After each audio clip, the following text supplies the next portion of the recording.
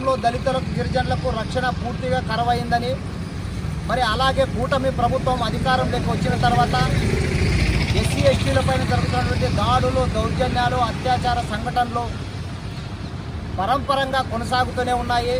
అందుకు నిదర్శనం గౌరవ రాష్ట్ర ముఖ్యమంత్రి నారా చంద్రబాబు నాయుడు గారి సొంత జిల్లాలోనే దాడులు జరగడం అనేది కూడా మరింత సిగ్గుసేటు అనిపిస్తుంది. మరి ఆ క్రమంలోనే 2 రోజుల క్రితం చంద్రగిరి నియోజకవర్గంలోని మాల జేమ్స్ అనే ఒక బీటెక్ చివరి సంవత్సరం చదువుతున్న విద్యార్థిపై యశ్వంత్ నాయుడు కొంతమంది రౌడీలను తీసుకొని పోయి కిడ్నాప్ చేసి 2 రోజుల పాటు బంధించి అతి కిరాతకంగా కొట్టి అతని పైన మూత్రం పోసి మూత్రం తాపించి, మరి అలాగే కట్రాయర్ అతను అరుపులు అరవకుండా నోట్లో పెట్టి ఈ రకంగా చిత్రహింసలు గురి చేస్తూ దాడులు చేయడం అనేది కూడా మరింత సిగ్గుచేటు.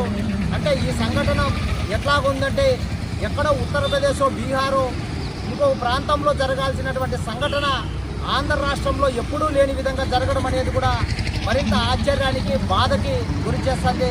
మరి ఇంత జరుగుతున్నా మరి ఆ బాధితుడు జేమ్స్ వచ్చి నా పైన ఈ రకమైనటువంటి యశ్వంత్ నాయుడు మరియు రౌడీ షీటర్లు కొంతమంది పేర్లు చెప్పి వీళ్ళంతా దాడి చేశారని చెప్పేసి పోలీస్ స్టేషన్లో కంప్లైంట్ చేస్తే, మరి పోలీసులు కొంతమంది పేర్లు తీసేసుకొని వస్తేనే మేము కేసు నమోదు చేస్తామని చెప్పడం కూడా మరింత ఆశ్చర్యానికి, బాధకి కలగజేస్తుంది. మరి పోలీసులు బాధితుడు ఎవరైతే దాడి చేశారో, ఎవరైతే తన కిడ్నాప్ చేశారో అక్షరాల తన మాటల రూపంలో లింగపూర్వకంగా తెలియజేస్తున్న పోలీసులు కేసు కట్టకపోవడం వెనక కూడా రాజకీయ ఒత్తిళ్లు బలంగా ఉంటున్నట్లుగా అనిపిస్తుంది.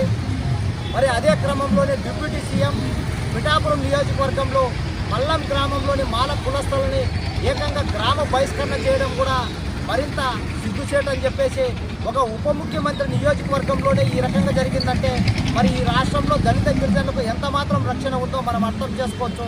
మరి అలాగే కర్నూలులో ఒక గుండమ్మ అనే దళిత మహిళను ట్రాక్టర్ ఎక్కించి అతి కిరాతకంగా చంపివేయడం జరిగింది. మరి అనంతపూర్ జిల్లాలో కళ్యాణదుర్గం నియోజకవర్గం బ్రహ్మసముద్రం మండలం కుర్లగుండ గ్రామంలోని 3 మహిళలు వ్యవసాయ పనుల నిమిత్తం పోయి వచ్చే క్రమంలో మామిడి పళ్ళు తెంచారని చెప్పేసి 3 గంటల పాటు వాళ్ళ తోటలో నిర్బంధించి అతి కిరాతకంగా దాడి చేసి కాళ్లతో తన్ని కట్టెలతో కొట్టించడం వల్ల ఒక మహిళకు ఏకంగా చెవిలోని కర్ణవేరి పగిలింది.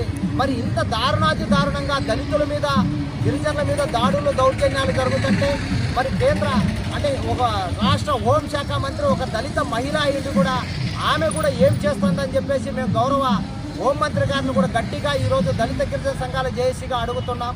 మరి చంద్రబాబు నాయుడు గారేమో దళితుల పక్షపాతి, దళితులకు అవి చేస్తాం ఇవి చేస్తామని చెప్తారు. మరి అదే గతంలో దళితులుగా పుట్టాలని ఎవరైనా కోరుకుంటారా అన్నాడు. మరి అదే నిజం చేసే విధంగా ఈరోజు పరిపాలన సాగిస్తున్నట్లుగానే బహిరంగంగానే అర్థమవుతుంది.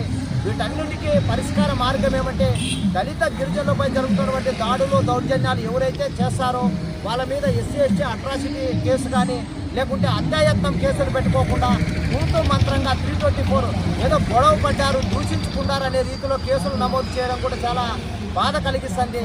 మరి అట్లా కాకోకుండా ఇప్పుడు మాల జేమ్స్పై జరిగినటువంటి దాడిని హత్యాయత్నంతో పాటు SC ST atrocity case, kidnap case లాంటి సెక్షన్లు కూడా నమోదు చేసి యశ్వంత్ నాయుడు రౌడీ షీటర్లని కఠినంగా శిక్షించాలని చెప్పేసి ఈరోజు భారత రాజ్యాంగ నిర్మాత బాబాసాహెబ్ అంబేద్కర్ విగ్రహం ముందు మేము నిరసన తెలియజేయడం జరుగుతుంది.